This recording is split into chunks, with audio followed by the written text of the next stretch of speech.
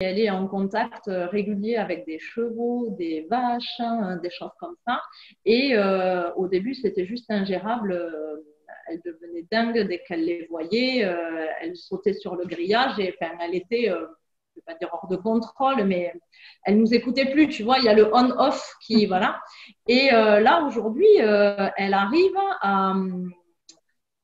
à être à côté d'eux, même à passer au travers d'eux, en étant focus sur moi et non pas sur ces déclencheurs auparavant.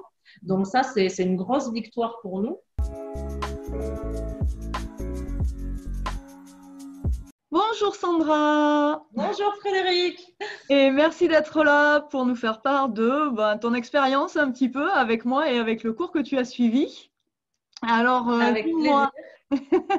dis-moi du coup, pourquoi tu as décidé de rejoindre mon cours pour les chiens réactifs? Bah déjà parce que je me sentais un peu dépassée, parce que j'avais besoin en fait d'avoir une méthode simple, efficace, qui me prenne pas. On a toujours l'impression que ça va nous demander un temps énorme. Et ce qui m'a plu dans ce que tu proposais, c'est le fait de me dire, je vais avoir un planning où je vais avoir des exercices pas à pas, où je vais avoir des vidéos qui vont aussi m'aider. Parce que bon, la méthode du cours où tu rencontres l'éducateur et tu vas avoir des notions intensives pendant 1 heure, mettons, on va t'inonder d'informations, tu ne vas pas forcément tout assimiler malheureusement, et puis tout est clair quand la personne est avec toi, et puis une fois qu'elle est partie, mince, qu'est-ce qu'elle m'a dit déjà là et là, le fait du coup d'avoir une méthode pas à pas que tu as juste à suivre et à dérouler au fil des semaines, moi, c'est quelque chose qui m'a plutôt séduit parce que ça m'a permis en tout cas d'adapter le rythme de travail à mon planning déjà et puis de pouvoir me faire des piqûres de rappel et de pouvoir revenir sur des vidéos parce que tu fais les choses bien dans le sens où on a un cours théorique, mais on a aussi des vidéos pour nous accompagner, pour nous montrer comment procéder dans le concret. Parce que parler c'est bien, mais voir c'est mieux. Et là vraiment on peut vraiment s'inspirer de ce que tu montres pour reproduire ça chez nous avec notre chien, quoi. Du coup, est-ce que ça a été dur de travailler justement avec Lynn? Oui, alors ça a été dur en fait. Ce qui a été dur surtout, c'est de faire un travail sur moi. C'est pas tant de faire un travail sur elle, parce que on se rend compte que c'est soi qu'il faut rééduquer en premier.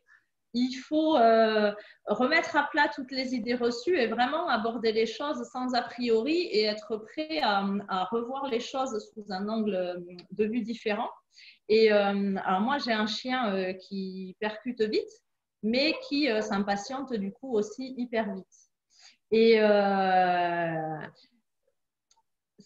ce qui est, du coup, elle apprend vite, ça c'est l'avantage, mais il faut aussi que je sois hyper rigoureuse dans la répétition, dans la durée, voilà, parce que je vois si j'ai le malheur de pas, enfin, tu dis 3 fois 3 minutes par jour de concentration pour le chien, c'est beaucoup. Et si j'ai le malheur des fois de ne pas en faire ma priorité, euh, et ça, c'est quelque chose que tu m'as dit et que je garde en tête. Il faut vraiment en faire une priorité pour que ça marche et pratiquer et pratiquer et pratiquer. Sinon, là, très vite, elle repart dans ses… alors, pas dans ses vieux travers parce qu'il y a des améliorations au fur et à mesure. Donc, la situation ne se dégrade pas et ne revient pas à zéro. Mais par contre, il faut que moi, je sois persévérante pour qu'elle puisse progresser correctement et évoluer correctement, quoi. Mais alors du coup, justement, en quoi elle a évolué, Lynn, depuis que tu travailles avec moi? Qu'est-ce qui a changé? Alors, il y a plein de choses qui ont changé. Alors déjà, elle est plus calme. Elle est beaucoup plus calme parce que moi, quand j'ai commencé les cours avec toi, en fait, elle me sollicitait tout le temps. Et c'était mais épuisant, parce qu'en fait, moi, c'est un border que j'ai. Alors, la race, il fait aussi beaucoup, mais elle a sans arrêt envie d'être en action. Et moi, j'avais l'impression que de lui jeter une balle à longueur de journée, j'allais réussir à un moment donné à la crever. Alors bon, elle, de 8h le matin à 20h le soir, ouais. Donc c'était moi qui étais HS à la fin de la journée. Et quand on rentre le soir, c'est vrai qu'on est crevé, on a envie de se poser, mais le chien sollicite beaucoup. Donc tu m'as aidé à trouver tu m'as donné des pistes, des astuces et des exercices à mettre en place pour qu'elle sache apprendre le calme. Donc, il y a notamment les jeux qui suscitent l'intellectuel, qui travaillent l'intellect. Donc, ça la fatigue beaucoup. Les autocontrôles. Ça a été important aussi parce que ça lui a permis de garder le calme. Là, je suis sur la méthode du protocole de relaxation. Donc, c'est vrai que tout ça l'a beaucoup aidé à se poser, à se calmer, etc. Nous, on va aussi régulièrement à la montagne et elle est en contact régulier avec des chevaux, des vaches, des choses comme ça. Et au début, c'était juste ingérable. Elle devenait dingue dès qu'elle les voyait. Elle sautait sur le grillage et enfin, elle était, je ne vais pas dire hors de contrôle, mais elle ne nous écoutait plus. Tu vois, il y a le on-off qui, voilà. Et là, aujourd'hui, elle arrive à être à côté d'eux, même à passer au travers d'eux, en étant focus sur moi et non pas sur ces déclencheurs auparavant. Donc ça, c'est une grosse victoire pour nous. Et puis, le gros souci qu'on avait, nous, c'était qu'elle était réactive avec congénère. Alors ça, c'est pas encore résolu parce qu'il y a des chiens avec qui ça va passer et d'autres pas. Et là, c'est vraiment une histoire d'individu du coup. Mais là, je vois ce week-end, il y a ma mère qui est là avec son chien et c'est le bonheur absolu, quoi. Ils s'entendent, elle est calme, voilà. Donc ça, c'est quelque chose qui était compliqué à obtenir avant. Et puis, en fait, tu m'as aidé à faire en sorte qu'elle soit focus sur moi et non plus sur ce qui l'excite à l'extérieur.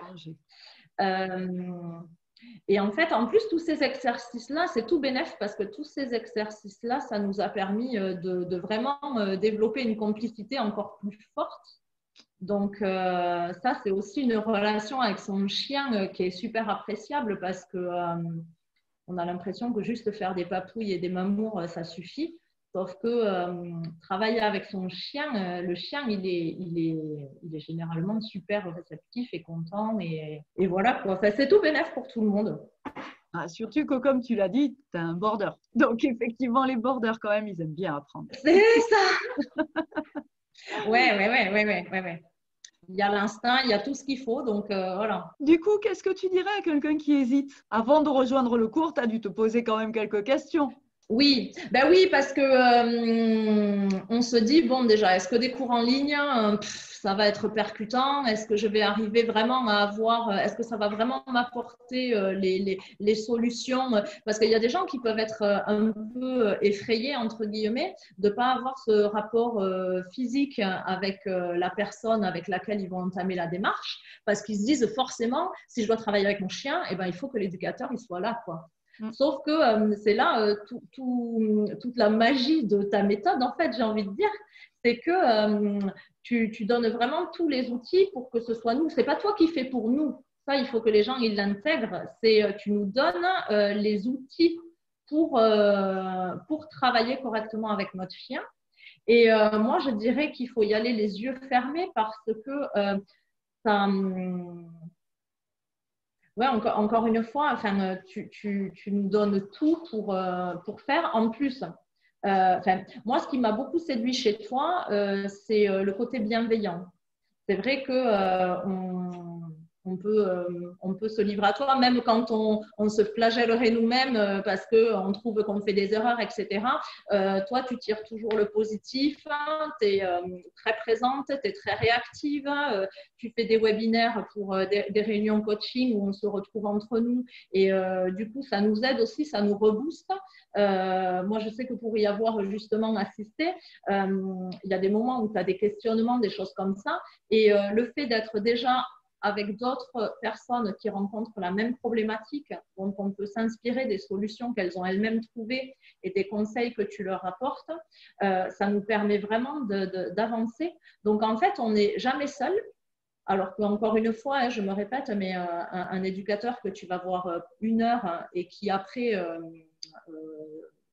tu es laissé livrer à toi-même, là, ce n'est pas du tout le cas, malgré que ce soit à distance, par Internet, etc. Donc, ça, pour moi, c'est une grande force de ton programme. Et puis, il y a un groupe aussi Facebook fermé sur lequel on peut partager, échanger. Donc, on n'est vraiment jamais seul. Et ça, c'est important. Et ce qu'il y a aussi, c'est que moi, j'ai fait appel à toi parce que je considère qu'un chien, en fait, il écoute parce qu'il a envie de collaborer, parce que ça lui fait plaisir. Pas parce qu'on le contraint par la peur ou par… voilà. Enfin, pour moi, la notion de dominant-dominé, c'est complètement obsolète. Et tu répondais complètement à cette démarche-là. Parce que là aussi… enfin, pour m'être renseignée ailleurs, hein, y a plein de méthodes aujourd'hui qu'on voit fleurir sur Internet, sauf que le mot éducation positive ou éducateur bienveillant, voilà, c'est pas toujours la réalité des solutions qui t'apportent. Et vraiment, enfin, moi, c'est sans hésiter que je conseille vivement aux gens de tenter l'aventure avec toi parce qu'on a des résultats et on est vraiment écouté et coaché dans la bienveillance. Et ça, c'est super important. Mais écoute, je te remercie beaucoup. Et puis, je te souhaite bonne continuation avec Lynn. Et à bientôt. Merci, à bientôt.